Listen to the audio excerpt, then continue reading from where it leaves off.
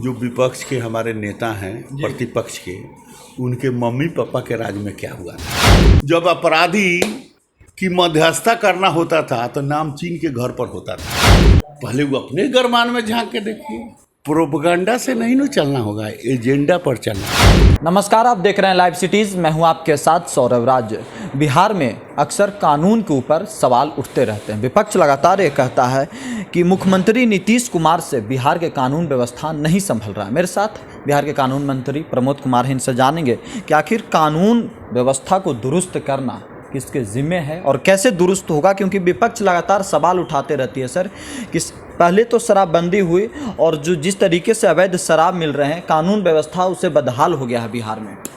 देखिए, आज तो गुरु पूर्णिमा के अवसर है जी, तो इस गुरु पूर्णिमा के शुभ अवसर पर अपने सभी संत समाज के चरणों में श्रद्धा सुमन अर्पित करते हुए, नमन करते हुए, गुरु पूर्णिमा के अवसर पर सबको, गुरुजन को हम बधाई देना चाहेंगे। और जो आप विपक्ष की बात कहें हैं जी, थोड़ा विपक्ष से पूछिए।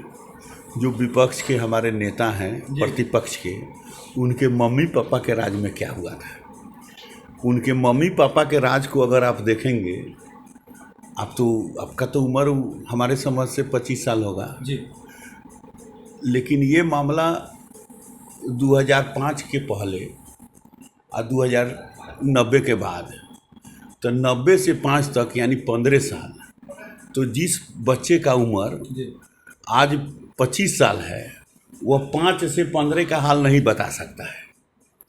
जिसका उम्र अगर 50 साल है तो आज से 15 साल पहले का जो विषय है, 90 से 15 के बीच का जो है समय, उसका व्याख्यान ज़्यादा डिटेल से करेगा जी।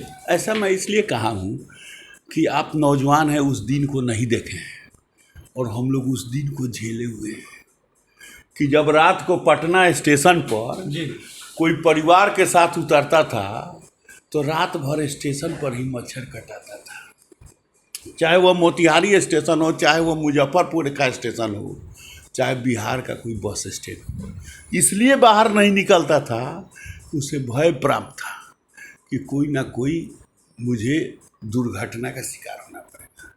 ये पूछिए उन नामचीनों से, जब अपराधी की मध्यस्थता करना होता था तो नामचीन के घर पर होता था। आज ऐसी स्थिति नहीं है। आज चाहे वो अपराधी जितना बड़ा हो, जितना नीचे जमीन गया हो, उसको निकाल कर, बाहर कर और उसे शिकंजा के अंदर बंद करने का काम नीतीश कुमार की सरकार कर रही है। लेकिन सर, विपक्ष तो ये कहती है कि ये जंगल राज से बड़ा महाजंगल राज नीतीश कुमार के शासन में आ गया और नीतीश कुमार महाजंगल राज के सरदार बन के बैठे हुए हैं, बिहार संभल नहीं रहा है। ये जो है, ये हम कहे ना कि विपक्ष के जो नेता प्रतिपक्ष हैं, उनके मम्मी पापा के राज का थोड़ा अखबार निकाल कर, उस समय के केस के ग्राफ निकाल कर, उस समय, चूँकि आपका उम्र तो 25 साल है, आप क्या जानिएगा। कोई 50 साल उम्र वाला आदमी आकर पूछिए, उससे पूछिएगा तो वो बताएगा। आप तो देखे नहीं हैं, आप बात के उलझन में फंसे हुए हैं, सब क्या समाचार लीजिएगा। परिस्थिति को अवलोकन कीजिए। 50 साल आपके पापा बता सकते हैं, अगर बिहार में रह गए होंगे तो। बिहारी कहना शर्म था। बिहारी जब दिल्ली आता था तो बिहार में उसका सम्मान गिर जाता था। ये परिस्थिति 15 साल बिहार के लोग झेले हैं। कई बिहार के व्यापारी दिल्ली आ गए, गोरखपुर चले गए, बाहर के स्टेट में चले गए, तो उस चीज़ को तो आप नहीं देखें। इसलिए आप ये बना जो है, ये मैंडेट है। ये सुन लीजिए, पप्पू जो है भाषण देते देते माननीय प्रधानमंत्री के पास खड़ा हो गए पार्लियामेंट के अंदर जी। तो ये पप्पू की कहानी बता रहे हैं। अरे, मैंडेट जिसके पास होता है उसकी सरकार होती है। पहले वो अपने गरमान में झांक के देखिए। प्रोपगंडा से नहीं न चलना होगा, एजेंडा पर चलना होगा। आज बालू जैसा इतना बड़ा जो माफियागिरी हुई है, एक से एक, चाहे वह सरकारी हो चाहे वह गैर सरकारी लोग, उनको शिकंजा कसने का काम आज नीतीश कुमार की सरकार ने किया है। और यही जी न्यूज़ के समाचार के आधार पर आज पूरा चित्र सामने दिख रहा है। सब तो उम्र 25 साल है, आप क्या जानिएगा 25। विपक्ष कहते हैं कि सिर्फ आप लोग बालू और दारू दो चीज के ऊपर ही काम करें और दोनों चीज संभल नहीं रहा। दारू भी अवैध तरीके से मिल रही, शराबबंदी फेल हो गया। एक बात समझ लीजिए, एक बात समझ लीजिए, मैं कानून मंत्री हूँ जी, मेरा काम है कानून बनाना जी, और चोर जो है चोरी कर दे और वो कहे कि हम कानून को शिकंजा, कानून को हम ध्वस्त कर दिए या चोरी कर लिए, जी, तो इसके लिए कानून खराब नहीं होता है। वो चोर जो है जो चोरी करता है वह शिकंजा में कसा जाता है।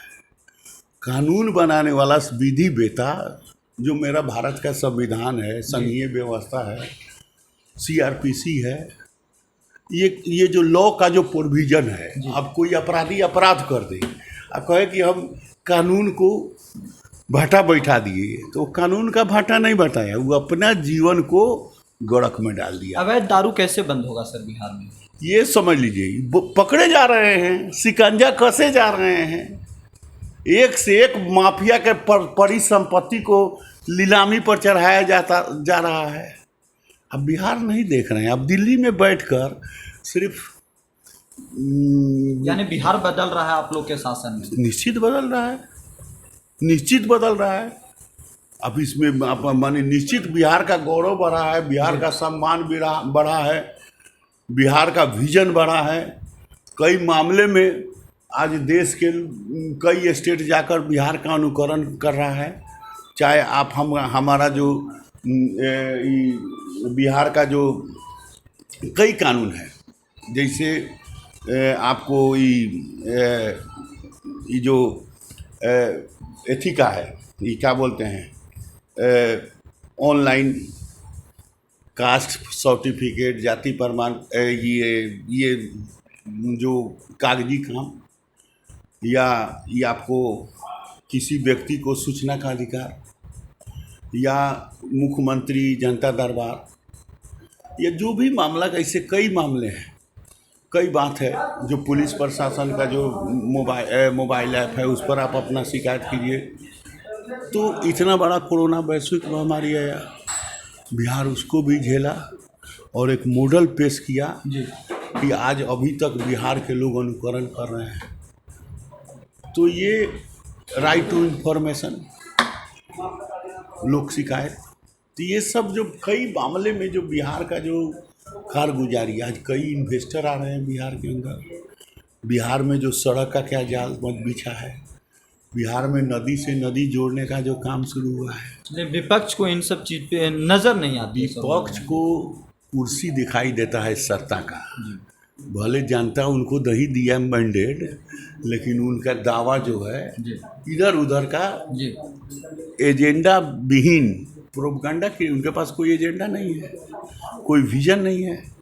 इतना बड़ा वैश्विक महामारी कोरोना हुआ, यही प्रतिपक्ष के नेता इंडिया के वैक्सीन नहीं लिए, रशिया का विदेश का वैक्सीन लिए।